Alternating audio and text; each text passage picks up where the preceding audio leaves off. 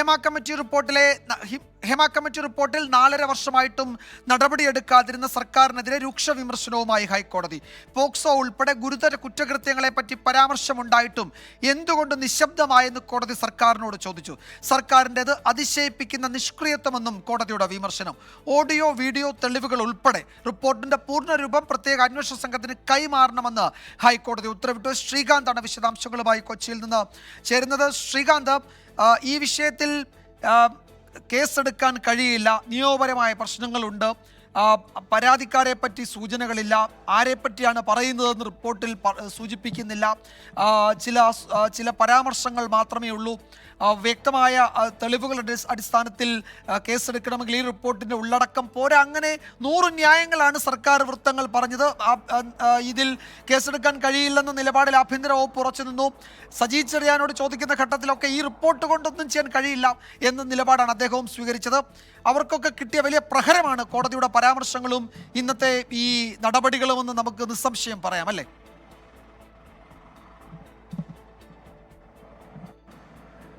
വിജയകുമാർ, ഇന്നത്തെ കോടതി നടപടികളെ 3 പോയിന്റായി നമുക്ക് അവതരിപ്പിക്കാം. ഒന്നാമത്തേത്, ഈ കേസുമായി ബന്ധപ്പെട്ട പൂർണ്ണ റിപ്പോർട്ട്, ഹേമ കമ്മിറ്റിയുടെ പൂർണ്ണമായ റിപ്പോർട്ട്, അത് എല്ലാ തെളിവുകളും വേണം, ഓഡിയോ ക്ലിപ്പുകൾ അടക്കം വേണം. ആ തെളിവുകൾ പ്രത്യേക അന്വേഷണ സംഘത്തിന് കൈമാറാൻ ഹൈക്കോടതി ഇടക്കാല ഉത്തരവിട്ടു. ഇതാണ് ഒന്നാമത്തേത്. 2, DGPയോടും സർക്കാരിനോടും പോലീസിനോടും അടക്കം കോടതി പറഞ്ഞ ഒരു കാര്യമുണ്ട്.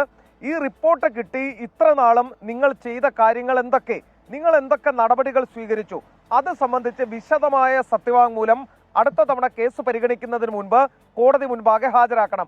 അതാണ് രണ്ടാമത്തേത്.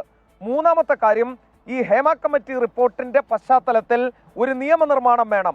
അത് സിനിമാ മേഖലയിലെ മാത്രമല്ല, അസംഘടിത തൊഴിൽ മേഖലയിൽ പണിയെടുക്കുന്ന സ്ത്രീകളുടെ സുരക്ഷയ്ക്ക് വേണ്ടിയുള്ള നിയമം എന്ന രീതിയിൽ ഒരു നിയമനിർമ്മാണത്തെക്കുറിച്ച് സർക്കാർ ആലോചിക്കണം. ഈ 3 ഉത്തരവുകളാണ്, ഇടക്കാല ഉത്തരവുകളാണ് ഇന്ന് കോടതിയിൽ നിന്നും വന്നത്.